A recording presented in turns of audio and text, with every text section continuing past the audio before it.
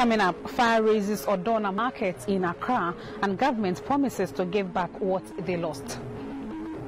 Giving instruction to women in the forestry sector to take up positions in a male-dominated area. And senior medical officers in Kenya arrested for allegedly running a child trafficking syndicate.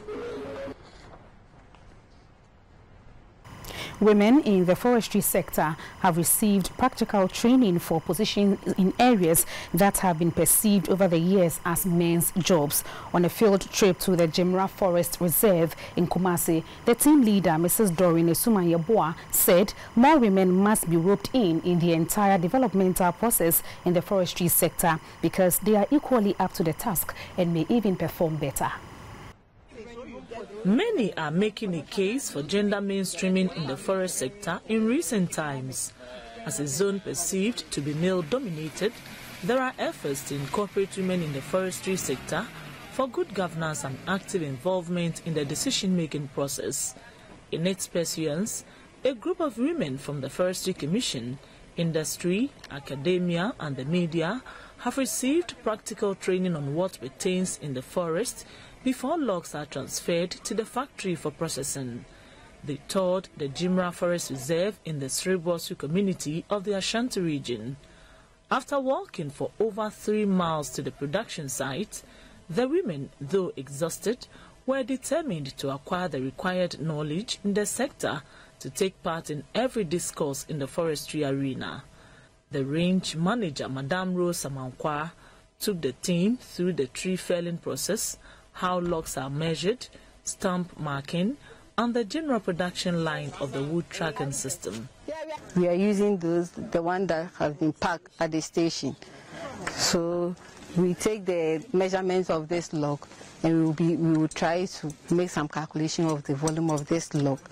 And this log is Framo, which was taken, the stock number is 319, which was taken from maybe around this area. From the forest, the women were taken to the Logs and Lumber Limited LLL, a wood processing company where the timber is processed for export or the domestic market. Here, the timber either goes through the manual peeling process, cut into flitches, or goes through the rollers, depending on its use. It then goes under intense steam based on the wood type to soften the fiber for smooth cutting. After softening, the timber is either sliced into veneer, cut into lumber, or goes through the roller to produce plywood.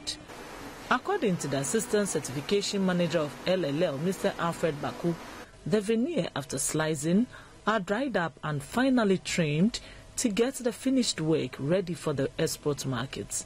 He enumerated some uses of the sliced veneer. So they are mostly used for interior decorations, for smooth finishes. So car dashboards and all other things, like those Rolls Royce you see. The Rolls Royce normally has this manual decorations they do to their interiors. So they use more of these things for those interior decorations. Rolls Royce normally does not use this kind of plastics and the rest. They adopt the wood members. The team leader, Mrs. Doreen Esumanyeboa, said women are capable of matching up to the men as there is no gender specification to whatever is done in the forestry sector. We had to let them understand the essence of incorporating gender in the forestry sector. So that's how we started. Then, as they all understood they had roles to play and that the forest is not just for men, they realized there are roles that they could play, and so we had to bring them to understand these roles that they can play in the sector.